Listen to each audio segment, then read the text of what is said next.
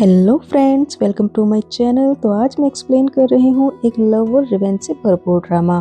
तो ड्रामा की स्टार्टिंग एक हॉट कपल से होती है जो काफ़ी पैशनेटली एक दूसरे को किस कर रहे होते हैं। और ये है ड्रामा के हीरोइन वान यान और ये हमारा हीरो हो लैंग। अब वान लैंग को बोलती है कि ये तुमने कितनी गर्ल्स के साथ किया है। तो उस पर लैंग कहता है कि ये मेरा फर्स्ट टाइम है। तो वान कहती है कि चलो देखते हैं आज तुम मुझे कितना सेटिस्फाई कर पाते हो लिटिल बॉय। अब ये सुनकर लैंग कहता है कि लिटिल बॉय, तो आज मैं तुम्हें दिखाऊंगा हाउ बिग आई एम। और ये बोलकर वो वान को किस करने लगता है और फिर दोनों अपना क्वालिटी टाइम स्पेंड करते हुए नाइट स्पेंड कर लेते हैं। अब मॉर्निंग में लैंग वान को बोलता है कि क्या हम फिर से कर सकते हैं, पर वान मना कर देती है। फिर वो उसको पैसे देते हुए बोलती है कि ये तुम्हारी टिप है क्योंकि तुम्हारी स्किल्स काफ़ी अच्छी है, और उसे सी यू नेक्स्ट टाइम बोलकर चली जाती है। और वान सोचता है कि लैंग नेक्स्ट टाइम मैं तुम्हें ऐसे नहीं जाने दूंगा। अब इधर वान को अपना फियोंसे लू चैंग मिलता है।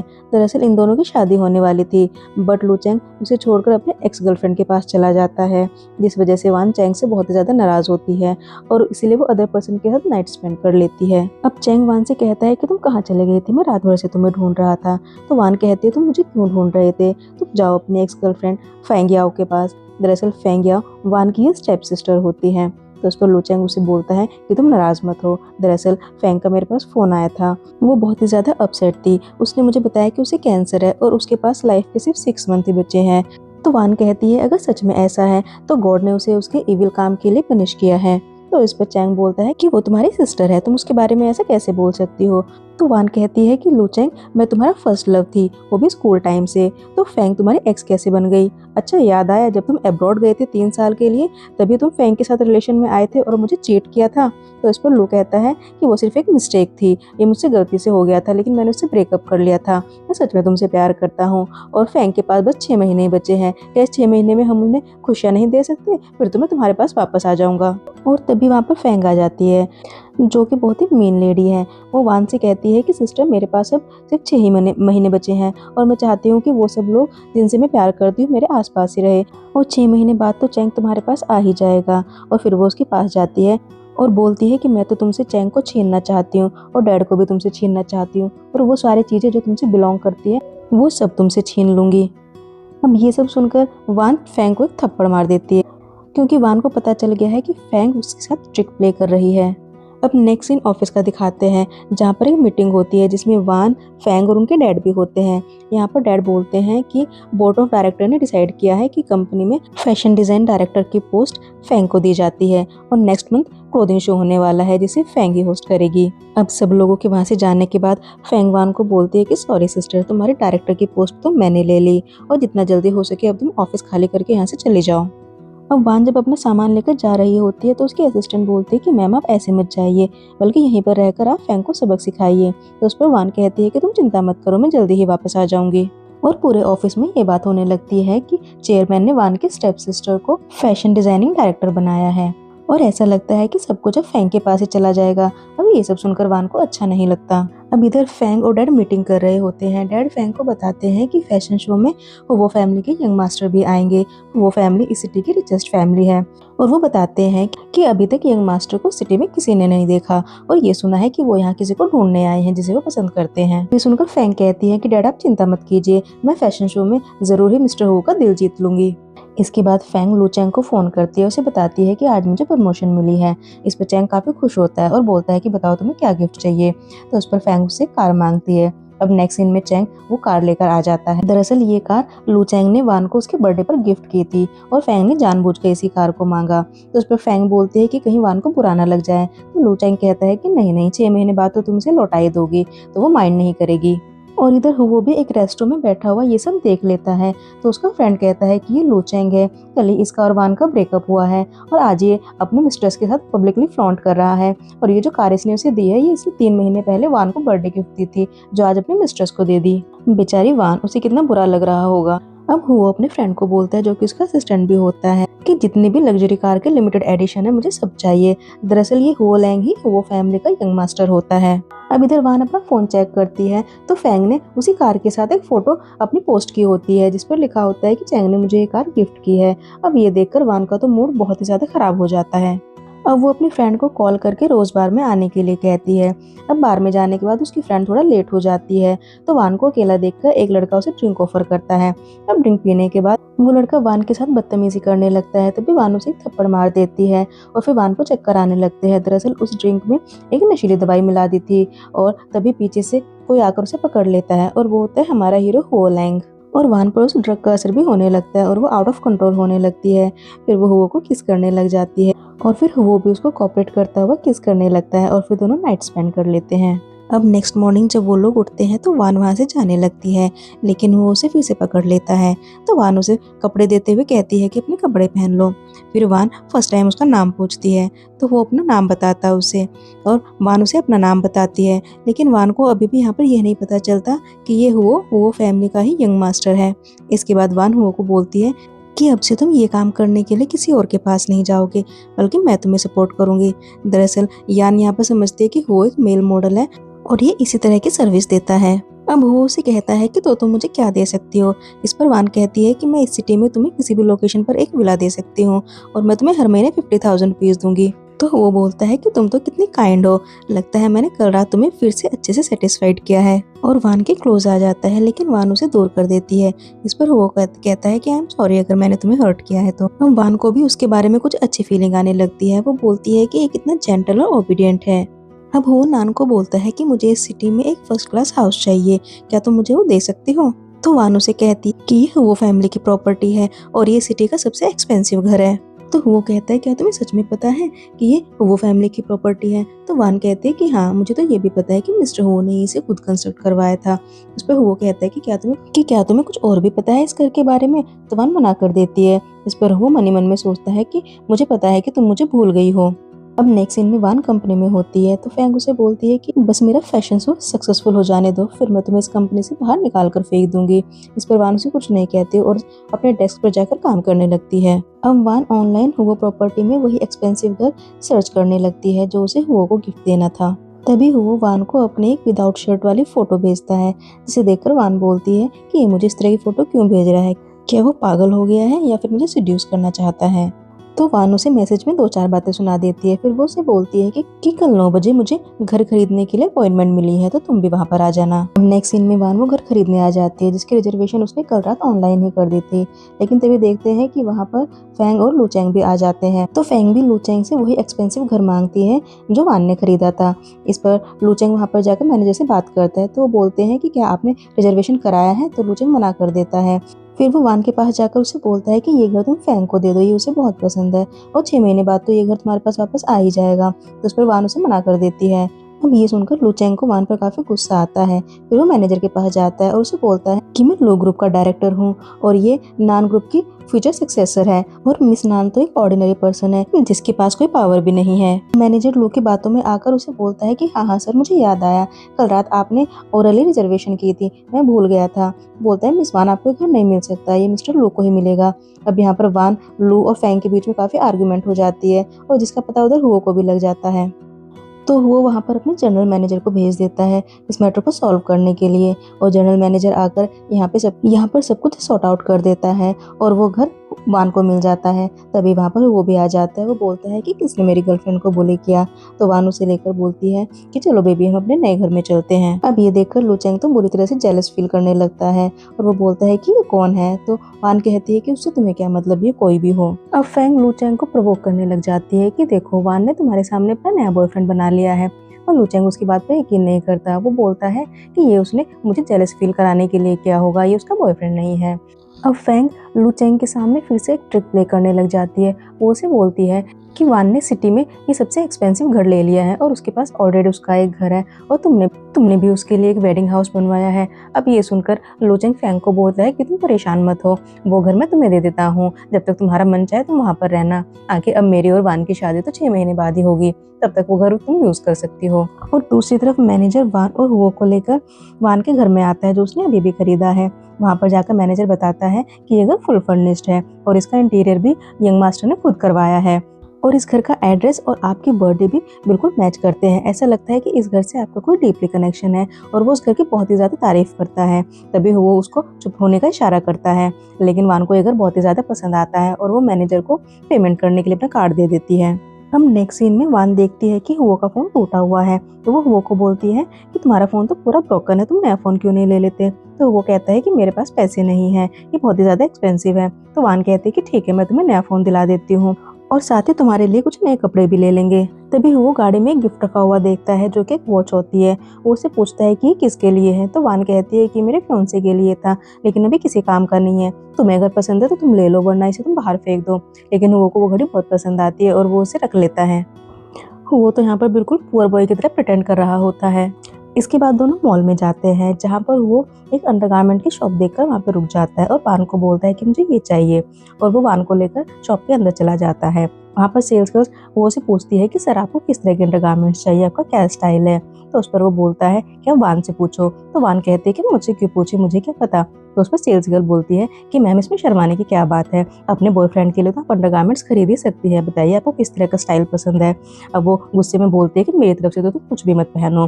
तो वो कहता है कि ठीक है, तो आज से मैं घर पे कुछ भी नहीं पहनूंगा, ऐसे ही रहूंगा। अब ये सुनकर वान तो वहाँ से भाग जाती है।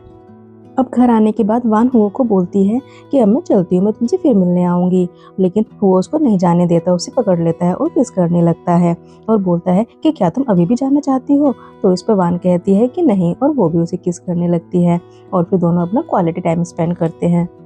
अब नेक्स्ट सीन में ऑफिस जाते हुए वान को फैंग मिलती है। वो वान को जानबूझकर अपने नेक पर लव बाइट दिखाती है और बोलती है कि कल रात तो लूचेंग काफ़ी एक्साइटेड था। वो उसे ये भी बताती है कि तुम्हारा वेडिंग हाउस लूचेंग ने मुझे गिफ्ट कर दिया है, तुम नाराज़ तो नहीं हो ना। तो उस पर वान कहते हैं कि नहीं नहीं, मैं क्यों नाराज़ होंगी, वैसे भी ये सब तो मेरे लिए ट्रैश ही था और मैं सोच रही थी कि इस ट्रैश को मैं कहाँ फेंकूँ, अच्छा हुआ कि तुमने ले लिया। अब नेक्स्ट सीन मीटिंग का दिखाते हैं जो फैशन शो के रिगार्डिंग होती है। वहाँ पर एक एम्प्लॉय फैंग की काफ़ी तारीफ करती है। वो बोलती है कि फैंग ने इंटरनेशनल डिज़ाइनर से अपना कोर्स कंप्लीट किया, इसने बहुत से फैशन शो भी होस्ट किए हैं और बहुत से इंटरनेशनल अवार्ड भी जीते हैं। और इतना ही नहीं, ये इंटरनेशनल टॉप डिज़ाइनर मास्टर शिमिन की स्टूडेंट भी रही है। अब मास्टर शिमिन का नाम सुनते ही सब लोग शॉक हो जाते हैं। तो वान कहती है क्या तुम सच में मास्टर शिमिन की स्टूडेंट रही हो, मैंने तो सुना है कि उनका लास्ट स्टूडेंट 6 साल पहले था। अब ये सुनकर बाकी एम्प्लॉय भी कहते हैं कि हाँ ये ठीक बोल रही है, और उस स्टूडेंट को तो ज़्यादा लोग जानते भी नहीं है, बस ये पता है कि उसका नाम फिला था। फिर वो लोग बोलते हैं कि कहीं वो स्टूडेंट डायरेक्टर फैंग तो नहीं है। अब ये सुनकर फैंग तो काफ़ी खुश हो जाते हैं कि अब तो मेरा फैशन शो सक्सेसफुल हो जाएगा। फिर वो वान को बोलते हैं कि मुझे फैशन शो के डिज़ाइन चाहिए। तो फैंग बोलते हैं कि डिज़ाइन मेरे पास नहीं है, तुम खुद ही बना लो। अब फैंग डैड के पास जाती है। वो डैड को बोलती है कि डैड, वान मुझे फैशन शो के लिए डिज़ाइन स्केच नहीं दे रही है। तो डैड कहते हैं कि कोई बात नहीं, तुम खुद ड्रॉ कर लो। तो उस पर फैंग कहती है कि डैड 3 दिन बचे हैं और मैं इतनी जल्दी इतनी अच्छी डिज़ाइन नहीं बना पाऊंगी। तो डैड कहते हैं कि मुझे तुम पर भरोसा है, आगे तुम मास्टर शिमिन के स्टूडेंट जो हो, तुम अच्छी ही डिज़ाइन बनाओगी। तो उस पर फैंग मन में सोचती है कि मैं तो मास्टर शिमिन की स्टूडेंट हूँ ही नहीं। फिर वो बोलते हैं कि ठीक है डैड, मैं खुद ही ड्रॉ कर लूँगी। फिर वो ऑफिस में जाती है और वान का डेस्क चेक करने लगती है, लेकिन उसे वहाँ पर डिज़ाइन नहीं मिलते। तो वो सोचती है कि ज़रूर वान ने डिज़ाइन अपने घर पर रखे होंगे। फिर वो लूचेंग को कॉल करके बुलाती है और फिर कुछ प्लानिंग करते हुए खुद को ज़ोरदार थप्पड़ मारती है। तभी वहाँ पर लूचेंग भी आ जाता है और वो उसके गाल पर थप्पड़ का निशान देखकर बोलता है कि ये किसने किया। तो फैंग सारा ब्लेम वान पर डाल देती है और वो फैंग को ये भी झूठ बोलती है कि मेरे फैशन शो के डिज़ाइन वान ने ले लिए हैं, अब वो मुझे नहीं दे रही है। और इतना ही नहीं, तुमने जो मुझे कार दी थी वान ने उसे भी डैमेज कर दिया है। और वो वान के अगेंस्ट बहुत सी बातें लगाती है, जिसे सुनकर लूचेंग को वान पर बहुत ही ज़्यादा गुस्सा आता है और वो फैंग को बोलता है कि डोंट वरी, मैं तुम्हारे लिए वान से वो डिज़ाइन लेकर आऊँगा।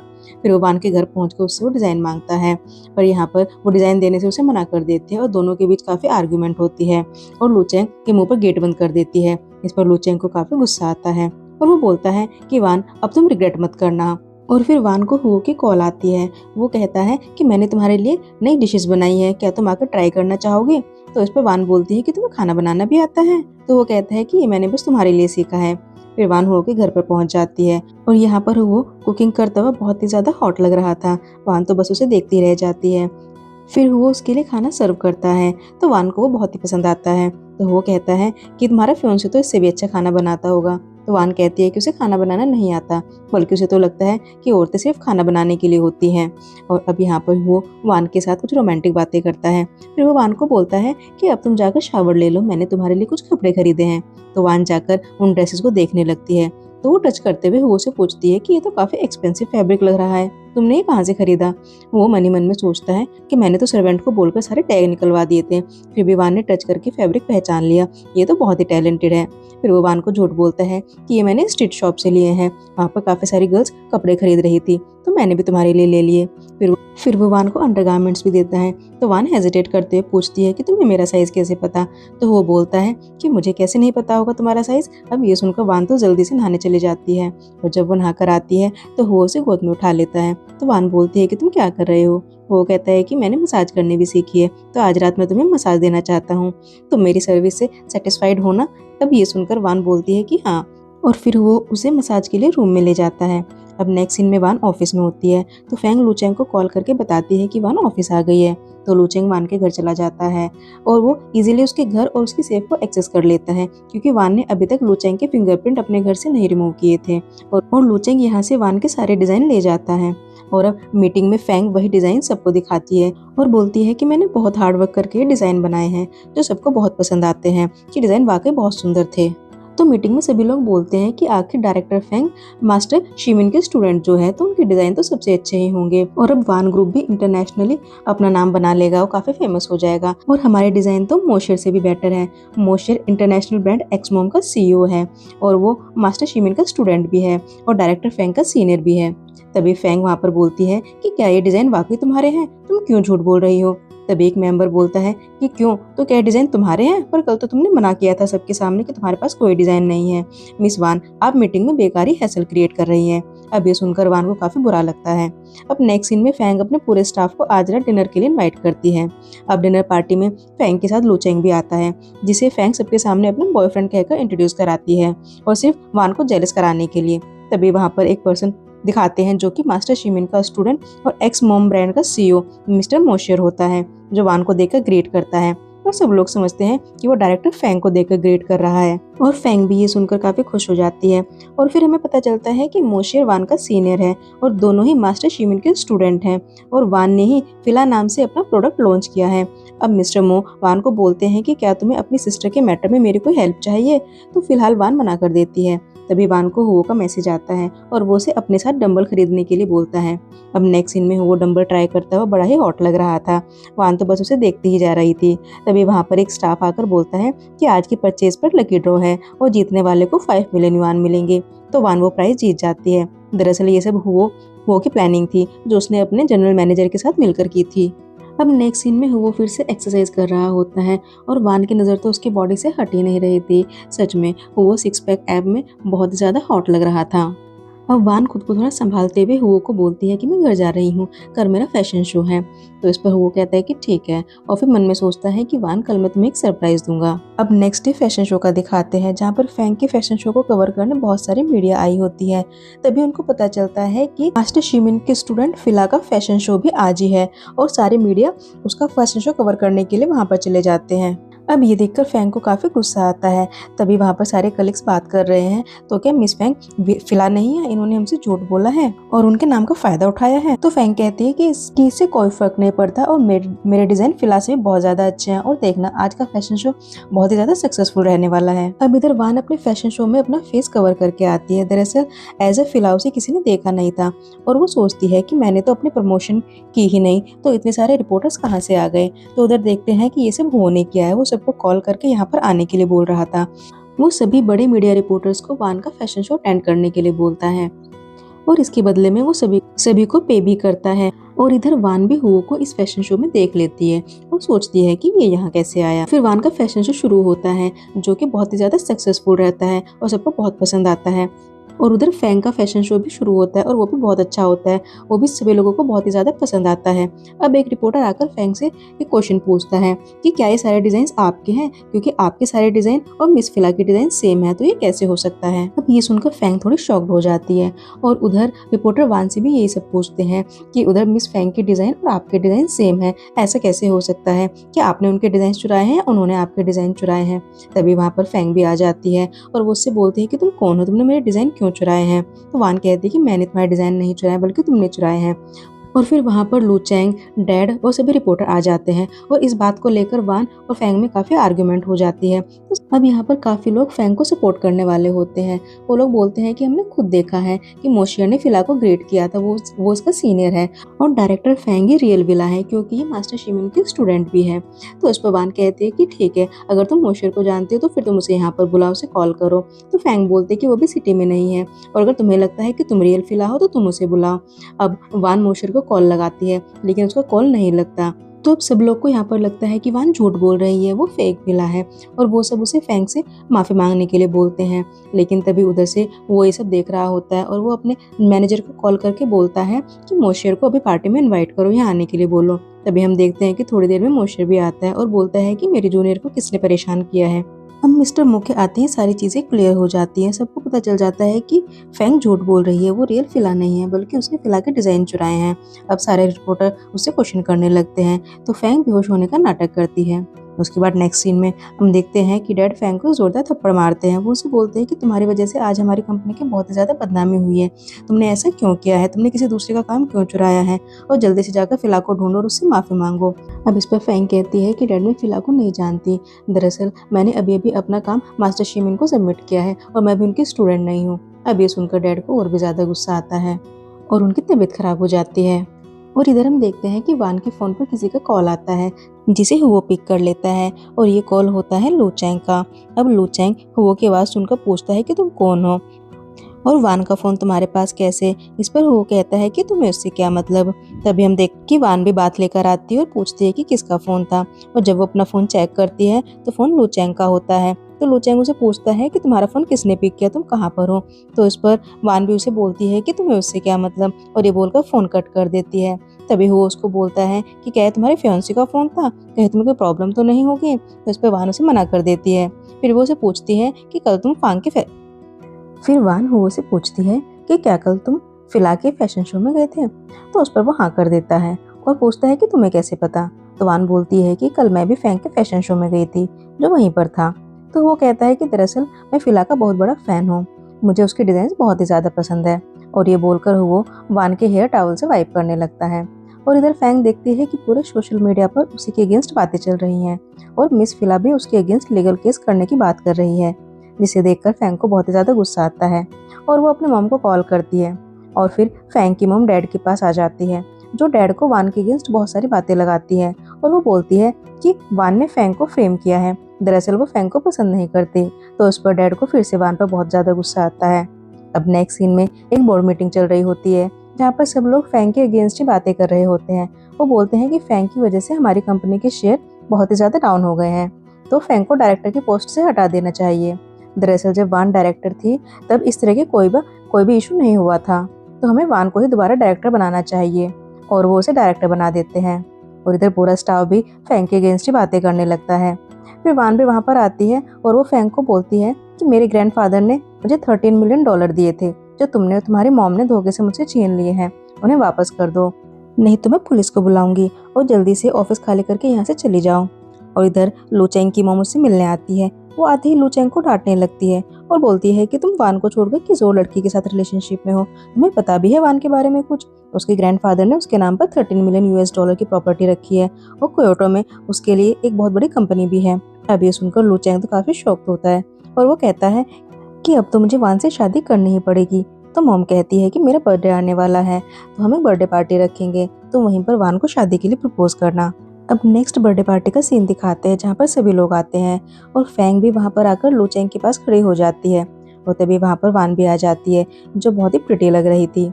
अब लू चैंग उसे देखते ही फैंग को छोड़कर उसके पास चला जाता है, जिससे फैंग को बहुत ही ज़्यादा जेलस फील होता है। अब लू चैंग वान को शादी के बारे में बोलता है और फिर उससे पूछता है कि वो लड़का कौन था जिसने उस दिन तुम्हारा फ़ोन उठाया था, तुम किसके साथ थी? इस पर वान उसे बोलते हैं कि इससे तुम्हें क्या मतलब, और उसे शादी करने के लिए मना कर देती है और दोनों के बीच में काफ़ी आर्ग्यूमेंट होने लगती है। और उधर नीचे खड़ी हुई फैंग सोचती है कि वान, मैं ना तो तुम्हें कंपनी लेने दूंगी और ना ही लू चैंग, और वो जानबूझकर स्टेयर से नीचे गिर जाती है जिससे कि उसका मिसकैरेज हो जाता है। अब यहाँ पर सभी को पता चल जाता है कि फैंग प्रेग्नेंट थी। अब ये देखकर लू चैंग और डैड और पार्टी में आए सभी लोग वान पर बहुत ही ज़्यादा गुस्सा करते हैं, उसे बहुत ही भला बुरा बोलते हैं।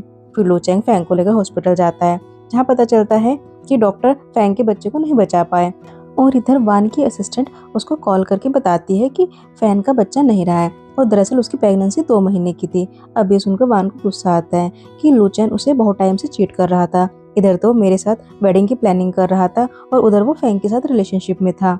और इधर लूचेन सोचता है कि वान, तुम एक दूसरे आदमी के साथ मिलकर मुझे चीट कर रही हो और तुम्हारी वजह से मेरा बच्चा भी नहीं रहा। अब देखो मैं तुम्हारे साथ क्या करता हूँ, मैं तुम्हें नहीं छोड़ूंगा। अब नेक्स्ट सीन में वान ऑफिस में होती है, जहाँ पर पूरा स्टाफ वान के अगेंस्ट बातें कर रहा होता है कि इसने फैंग से बदला लेने के लिए उसका मिसकैरेज करा दिया। तभी वान को हुओ की कॉल आती है, तो वो बोलता है कि क्या आज रात तुम घर पर आओगी, मैंने तुम्हारे लिए डिनर बनाया है। तो वान हाँ बोल देती है। अब वान जैसे ही ऑफिस से निकल कर जाने लगती है तभी कुछ लोग उसे किडनैप कर लेते हैं।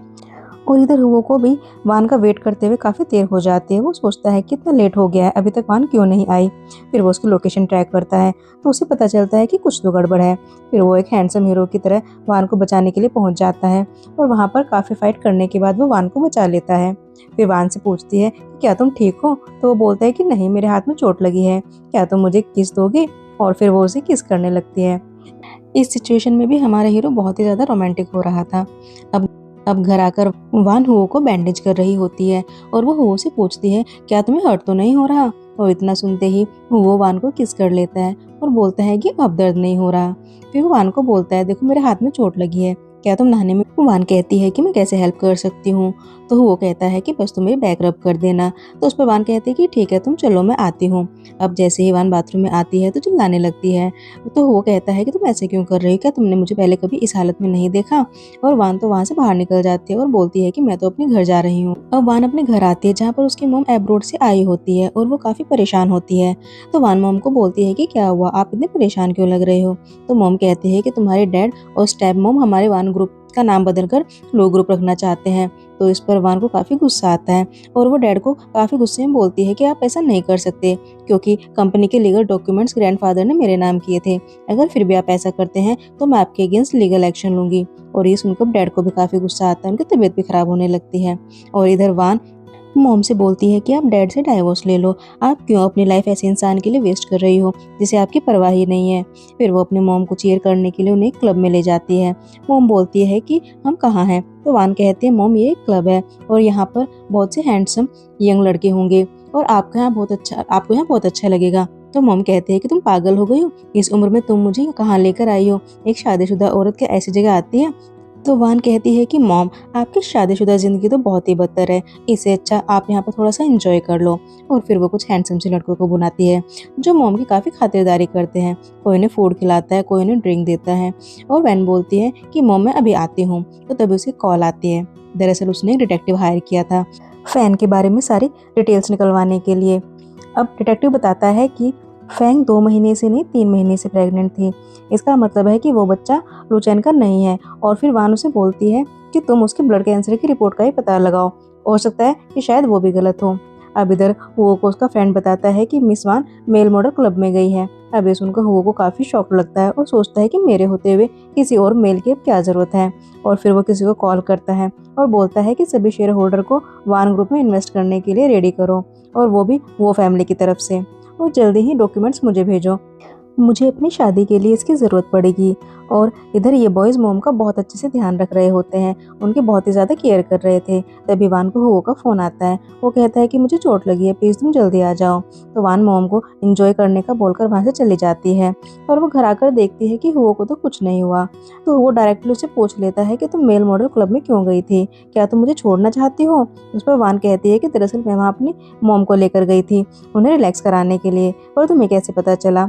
तो वो कहता है कि मेरा एक फ्रेंड है जो पार्ट टाइम जॉब करता है वहाँ पर, तो उसी ने मुझे बताया। तभी वान के पास एक कॉल आती है जो उसकी असिस्टेंट की होती है। तो वो उसे बताती है कि सभी शेयर होल्डर अपने शेयर आपके डैड को बेच रहे हैं ताकि उनके पास मैक्सिमम शेयर हो जाए और वो कंपनी पर अपना पूरा कंट्रोल पा सके। अब ये सुनकर वैन थोड़ी परेशान हो जाती है और फिर वो असिस्टेंट को बोलती है कि शेयर होल्डर के टोटल शेयर की क्या वैल्यू है।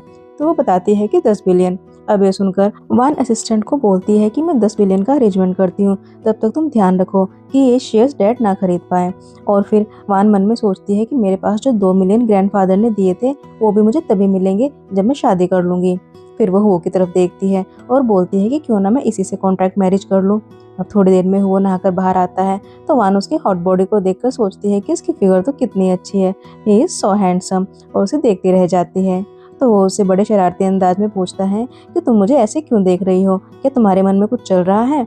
और वो उसके बहुत ही करीब आ जाता है। तभी वान को वो की कमर पर एक निशान दिखाई देता है। तो वो उससे उसके बारे में पूछती है। अब जैसे ही वो कुछ बताने वाला होता है तो वान उसे रोकते हुए बोलती है कि मुझे तुमसे कुछ ज़रूरी बात करनी है।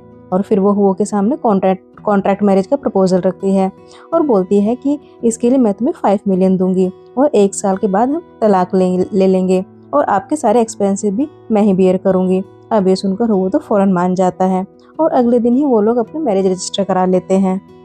अब नेक्स्ट सीन में हुओ का जनरल मैनेजर और फ्रेंड उससे मिलने आते हैं। तो वो उन्हें अपनी मैरिज के बारे में बताता है और बोलता है कि जल्दी ही एक फैशन शो कंपटीशन अरेंज कराओ, जो भी विनर होगा वो मेरा पर्सनल फैशन डिज़ाइनर बनेगा। अब ये बात वान के ऑफिस तक भी पहुंच जाती है। तो वान सोचती है कि हुओ फैमिली इतनी बड़ी क्योटो सिटी छोड़कर इस छोटी सी साउथ सिटी में फैशन डिज़ाइनर क्यों ढूंढ रही है। और इधर फैंग सोचती है कि अगर मैं इस कॉम्पिटिशन को जीत जाती हूँ तो मैं अपने डायरेक्टर की पोस्ट को रिक्लेम कर सकती हूँ। अब नाइट में जब वान घर पे आती है तो वो उसकी काफ़ी अच्छे से वेलकम करता है और हैप्पी वेडिंग विश करता हुआ उसे किस कर लेता है। अब वान सोचती है कि इसकी पर्सनैलिटी तो कितनी डैशिंग है, मैं डेली इसकी ओर अट्रैक्ट होती जा रही हूँ। तभी वो बोलता है कि आज हमारी वेडिंग नाइट है और आज मैं बहुत ही अच्छा परफॉर्म करूँगा, और वान को फिर से किस करने लगता है और फिर दोनों अपना क्वालिटी टाइम स्पेंड करते हैं। अब मॉर्निंग में वान हो को बोलता है कि कल रात तो तुम बहुत ही ज़्यादा पैशनेट थी, क्या हम फिर से करें? तो वान सोचती है कि इसका स्टैमिना तो बहुत ही ज़्यादा है, ये तो मेरी जान ही निकाल देगा। तो वो अपनी मीटिंग का बोलकर वहाँ से चली जाती है। और इधर बोर्ड मीटिंग में फैंग रिक्वेस्ट करती है कि इस फैशन शो के लिए प्लीज़ मुझे एक चांस दें, मैं खुद को इनोसेंट प्रूव करना चाहती हूँ क्योंकि लास्ट टाइम मुझे फ्रेम किया गया था। तो डैड फैंग की ही साइड लेते हैं और सभी बोर्ड मेंबर भी डैड की ही बात मानकर फैंग को ये प्रोजेक्ट दे देते हैं। वान यहाँ पर काफ़ी पॉज करती है पर कोई उसकी बात नहीं सुनता और डैड तो वैसे ही उससे काफ़ी नाराज़ थे। अब फैंग किसी भी हाल में कंपटीशन जीतना चाहती है तो वो जजेस को ब्राइब देने का सोचती है। इधर मैनेजर हुओ को बताता है कि वान ग्रुप की तरफ से फैंग कंपटीशन में पार्टिसिपेट करेगी और उन्होंने हमारे जजेस को 5 मिलियन की ब्राइब भी दी है। और वो ये भी बताता है कि मिस वान की किडनैपिंग भी मिस फैंग ने ही करवाई थी। अब ये सुनकर हुओ को बहुत ही ज़्यादा गुस्सा आता है और फिर नेक्स्ट सीन में हुओ वान के साथ होता है और वो उससे रिक्वेस्ट करता है कि प्लीज़ मुझे अपनी कंपनी में कोई जॉब दे दो ताकि मैं तुम्हारे साथ रह सकूँ, तुम्हें प्रोटेक्ट कर सकूँ। तो वान उसकी रिक्वेस्ट मान लेती है। तो हुओ बहुत ही खुश होता है और वो वान को किस कर लेता है और वान भी उसे किस करने लग जाती है। अब नेक्स्ट सीन में हमारा हीरो सूट बूट पहनकर वान के साथ ऑफिस में एंटर करता है और बहुत ही हैंडसम लग रहा था। ऑफिस की सारी गर्ल्स तो बस उसे देखती रह जाती है और अपना दिल निकाल कर रख देती है। अब काम करते हुए वो को फैंग और लू रोमांस करते हुए दिखते हैं तो उससे कुछ आइडिया आता है और वो भी वान के साथ एलिवेटर में रोमांटिक हो जाता है और उसे किस करने लगता है। और तभी एलिवेटर का गेट खुलता है तो लूचेंग और फैंग उन दोनों को किस करते हुए देख लेते हैं। तो लूचेंग वान पर बहुत ही ज़्यादा गुस्सा करता है और फैंग फिर से वान को फ्रेम करने की कोशिश करती है, लेकिन इस बार हुओ उसे प्रोटेक्ट कर लेता है और वो वहाँ से चले जाते हैं। फिर पार्किंग में हुओ लूचेंग और फैंग को गाड़ी में देखता है तो उनको जेलस कराने के लिए वो फिर से वान को पकड़कर बहुत ही पैशनेटली किस करने लगता है और वान भी उसे पूरा सपोर्ट करती है और लूचेंग बेचारा उन्हें देखकर जेलस ही होता रहता है। अब नेक्स्ट सीन में हुओ को लूचेंग की कॉल आती है और वो उसे मिलने बुलाता है। अब जब हुओ लूचेंग से मिलने जाता है तो लूचेंग हुओ को 5 मिलियन का चेक देकर बोलता है कि तुम वान से ब्रेकअप कर दो, उसका पीछा छोड़ दो, लेकिन वो मना कर देता है। इस पर दोनों के बीच काफ़ी आर्गुमेंट हो जाती है और हुओ लूचेंग को एक जोरदार पंच मार देता है। अब घर आकर हुओ बड़ी नौटंकी करता है और ऐसा मेकअप करके बैठ जाता है कि जैसे उसे बहुत ज़्यादा चोट लगी है। और अब वो वान के आते ही उसे बोलता है कि इसमें लूचेंग की कोई गलती नहीं, दरअसल वो मुझे तुम्हें छोड़ने के लिए 5 मिलियन दे रहा था जो मैंने एक्सेप्ट नहीं किए। अब ये बात सुनकर वान को लूचेंग पर बहुत ही गुस्सा आता है और वो हुओ से पूछती है कि क्या तुम्हें दर्द हो रहा है? तो वो कहता है कि अगर तुम किस दे दो तो मेरा पेन ठीक हो जाएगा। अब ये सुनकर वान उसे बड़े प्यार से किस कर लेती है और हुओ तो चाहता ही यही था। अब नेक्स्ट डे वान हुओ के साथ मॉल में अपने लिए ड्रेस लेने जाती है।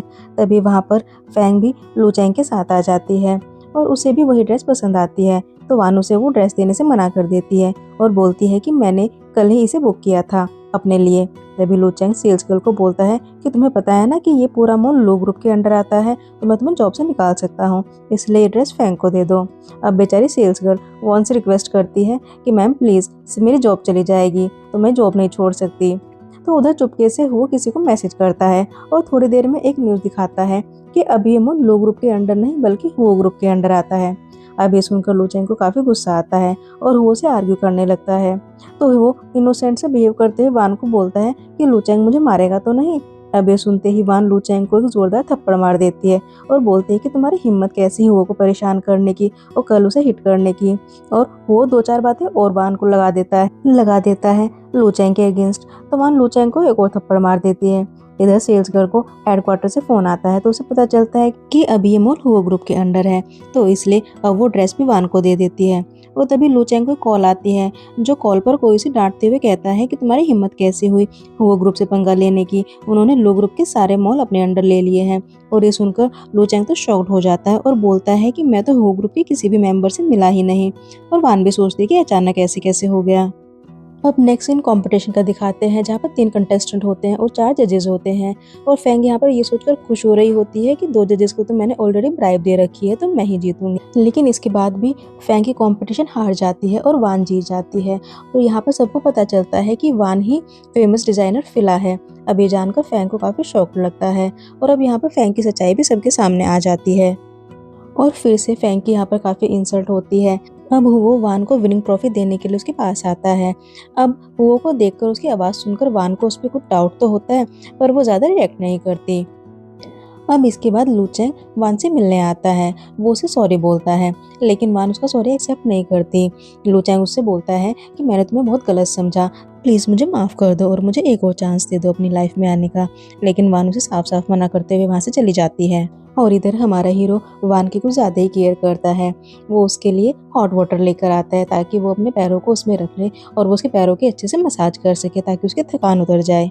और इधर डैड फिर से एक बार फेंग को एक जोरदार थप्पड़ मारते हैं कि तुम्हारी वजह से फिर से हमें इतना लॉस हुआ है, फिर से हमारा वान ग्रुप नीचे चला जाएगा। तो उस पर फेंग कहती है कि डैड इसमें मेरी गलती नहीं है, दरअसल वान ने मुझे फ्रेम किया था, अब वान को ही इस कंपनी से निकाल दो। तो डैड कहते हैं कि मैं कैसे कर सकता हूँ। तो फेंग कहते हैं कि अब तो कंपनी आपके कंट्रोल में है। तो डैड कहते हैं पूरी तरह मेरे कंट्रोल में नहीं है। तो इस पर डैड कहते हैं कि मेरा बर्थडे आने वाला है, तो मैंने मिस्टर हुओ को अपनी बर्थडे पार्टी में इनवाइट किया है, तो उनके फेवर से मैं पूरी कंपनी एक्वायर कर सकता हूँ। तो उस पर फेंग बहुत ज़्यादा खुश होती है कि वो सच में हमारी पार्टी में आएंगे।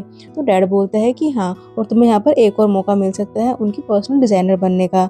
तो फेंग कहती है कि डैड आप चिंता मत कीजिए, मैं अपनी पूरी कोशिश करूँगी। और इधर हमारा हीरो तो हमेशा रोमांटिक मूड में रहता है, चाहे घर हो या ऑफिस हो। वो वान को बोलता है कि मुझे भूख लगी है। तो वान कहते हैं तुम्हें क्या चाहिए। अब वो बोलता है कि मुझे किस चाहिए, और ये बोलकर उसे किस करने लगता है और ऑफिस में वो दोनों रोमांटिक होने लगते हैं।